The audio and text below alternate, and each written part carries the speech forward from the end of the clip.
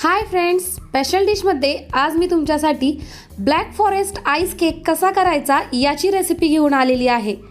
चला तर मग रेसिपी सुरू करूयात।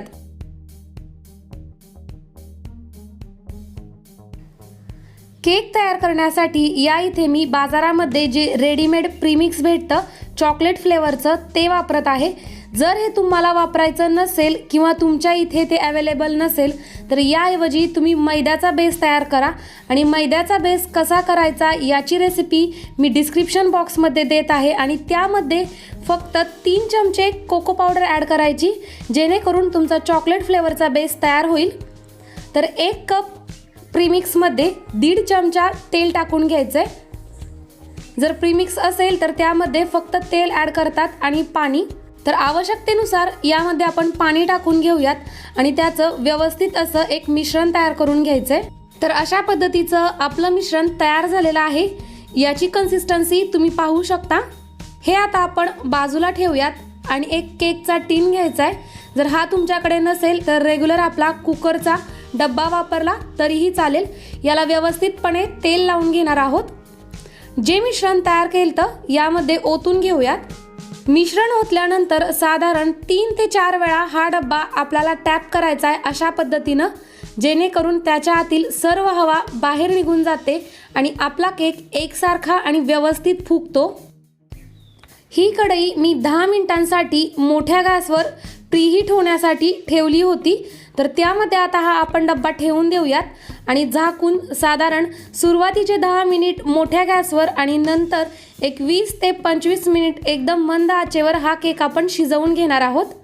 तर तुम्ही पाहू शकता छान असा आपला केक शिजला गेलेला आहे। यामध्ये आपण एक काडी घालून हे चेक करायचंय। ही काडी स्वच्छ अशी बाहेर आलेली आहे, म्हणजेच आपला केक व्यवस्थित शिजला गेलेला आहे।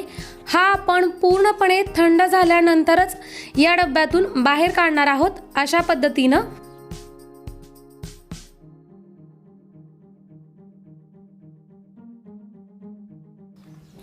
या केकच्या आपण 3 लेयर करणार आहोत। तर त्यासाठी अशा पद्धतीनं याला खाची पाडून घ्यायच्यात। पूर्णपणे चाकू आतमध्ये घालायचा नाहीये, फक्त वरच्या हातानं अलगदपणे आपण त्याला खुणा करून घेणार आहोत।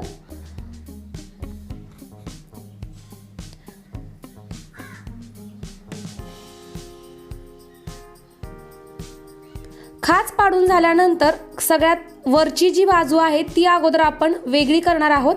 तर खाचांमध्ये अशा पद्धतीनं दोरा घालून घ्यायचा आहे आणि नंतर तो अलगदपणे बाहेर काढायचा आहे व्हिडिओमध्ये दाखवल्याप्रमाणे।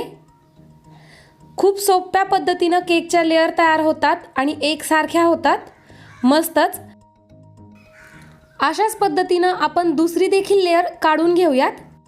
दोन्ही लेयर तयार झालेल्या आहेत। वाटीमध्ये 3 चमचे पिठी साखर, त्याचबरोबर अर्धा वाटीच्या थोडंसं वरती पाणी घेत आहे आणि यामध्ये आपण चॉकलेट फ्लेवरचा केक आहे त्यामुळे चॉकलेटचं इसेन्स टाकत आहोत। तर अशा पद्धतीनं तयार झालेलं हे सिरप आपण केक ओला करण्यासाठी वापरणार आहोत, जेणेकरून आपला केक जास्त वेळ मऊसर राहतो। 3 लेअरपैकी पहिल्या लेअरला आता आपण शुगर सिरप लावून घेऊयात। सर्व बाजूंनी आणि व्यवस्थितपणे शुगर सिरप लावून घ्यायचंय।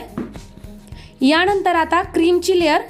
ही क्रीम कशी करायची याची रेसिपी मी तुमच्याबरोबर शेअर केलेली आहे आणि त्याची लिंक डिस्क्रिप्शन बॉक्समध्ये देत आहे। लेअरवर डायरेक्ट क्रीम टाकण्यापेक्षा अशा पद्धतीनं नोझलमध्ये क्रीम भरून जर यावरती आपण टाकली तर त्याची लेअर करायला आपल्याला सोपं पडतं। अशा पद्धतीनं झटपट अशी आपली पहिली लेअर तयार झालेली आहे। यावरती चेरी त्याचे छोटे छोटे तुकडे करून मी टाकत आहे। पूर्णपणे ऑप्शनल आहे पण छान अशी टेस्ट येते।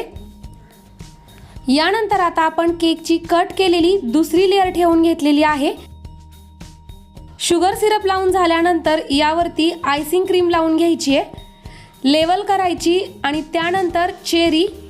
मगाच्याच प्रमाणे ही प्रोसेस तिन्ही लेअरला आपण रिपीट करून घेणार आहोत।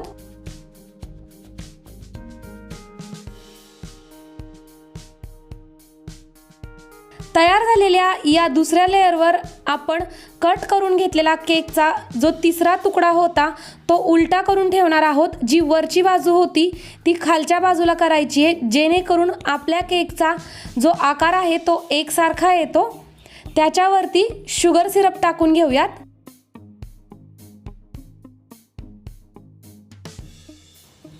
आणि त्यानंतर सर्वात शेवटी आपण क्रीमची लेअर देणार आहोत संपूर्ण केकला, वरूनही आणि कडेनेही।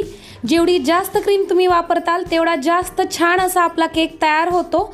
एक्स्ट्राची क्रीम आपण नंतर बाजूला काढून घेतो लेवल करताना, पण सुरुवातीला थोडी जास्त क्रीम वापरायची।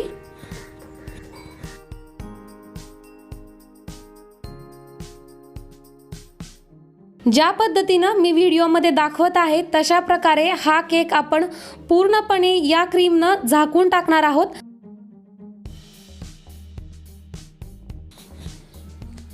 तर अशा पद्धतीनं आपण याला लेवल करून घेत आहोत आणि जी जास्तची क्रीम आहे ती काढून घ्यायची आहे। ही प्रोसेस जर तुमच्याकडे अशा पद्धतीचा स्पॅच्युला नसेल तर चाकूच्या मदतीनेही करू शकता, खूप इझिली होतं।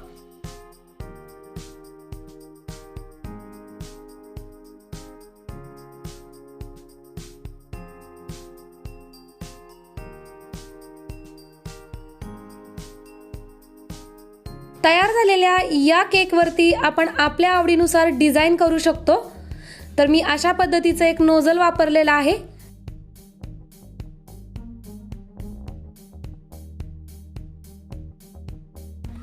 आपल्या केकला बेकरी स्टाईल फिनिशिंग यावं यासाठी आपण केकच्या खालच्या बाजूला देखील थोडंसं डिझाईन करून घेणार आहोत, जेणेकरून आपला केक पूर्ण झाल्यासारखा वाटतो।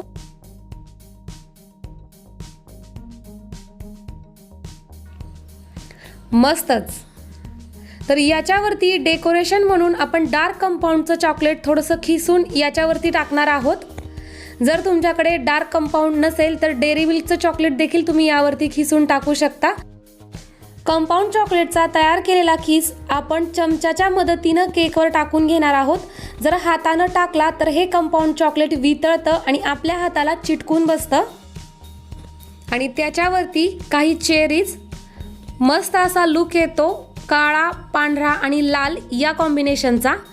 तर ही माझ्याकडे शेव आहे जी डेकोरेशनसाठी वापरतात केकच्या, काळ्या कलरची। तर ती आपण अशा पद्धतीनं लावून घेऊया।